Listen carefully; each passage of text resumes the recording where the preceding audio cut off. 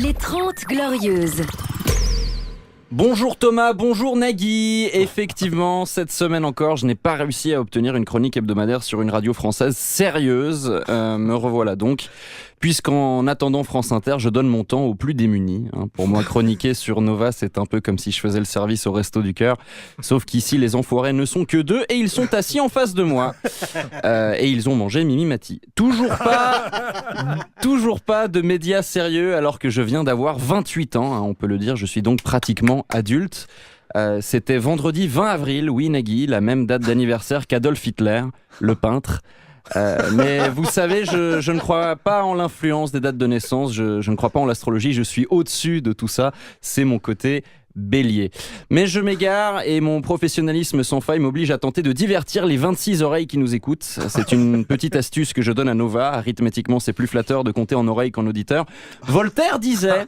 Quand une calomnie est entrée dans l'âme du méchant, elle n'en déloge jamais. Et à mon avis, Yacine Bellatar likes this.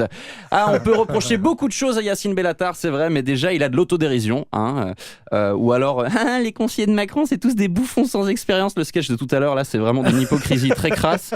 Et surtout, je trouve qu'être là tous les soirs de la semaine sur Nova, pratiquement à chaque fois ponctuel, sachant que c'est 4 heures de vol depuis la Syrie, je dis chapeau, vraiment. Yacine Bellatar, encore une nouvelle polémique la semaine dernière, n'est-ce pas ? C'est vrai. En fait, je n'ai même pas vérifié, je partais juste du principe que c'était vrai. Je ne sais pas si c'est le cas ou pas. C'est le cas, c'est toutes les semaines le cas. D'accord, donc pas de... Ok, moi je pensais qu'on aurait eu 15 secondes de désopilance ironique supplémentaire et ça m'aurait économisé un paragraphe d'écriture.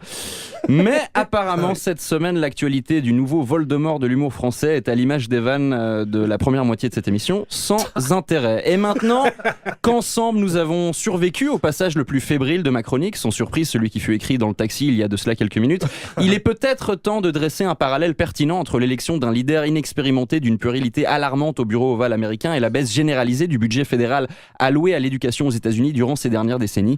Mais on n'a plus le temps. À la place, je vous propose une citation supplémentaire et de saison. Il faut toujours être ivre pour ne pas sentir l'horrible fardeau du temps qui brise vos épaules. Il faut s'enivrer sans trêve de vin, de poésie ou de vertu à votre guise, mais enivrez-vous.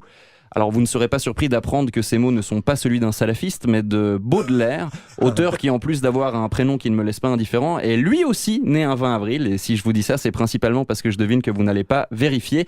Mais vous qui êtes certainement trop occupés à vous enivrer de vin, poésie ou de vertu, moi qui côtoie Yacine Bellatar assez régulièrement, bien qu'à contre-cœur, je peux vous dire qu'autour de lui, ça sent pas le vin, c'est vrai, mais ça sent pas beaucoup la vertu non plus. J'en conclus donc qu'après l'émission, il va s'enfiler quelques strophes de Jacques Prévert. Quant à moi, je vous laisse, je vais en terrasse. Merci Nagui et à la semaine prochaine sur France Inter. Il est formidable. C'est bien écrit tout ça. Cette espèce de roast. Ouais. Une seule suisse. phrase en 3 minutes. C'est incroyable. C'est vraiment bien écrit.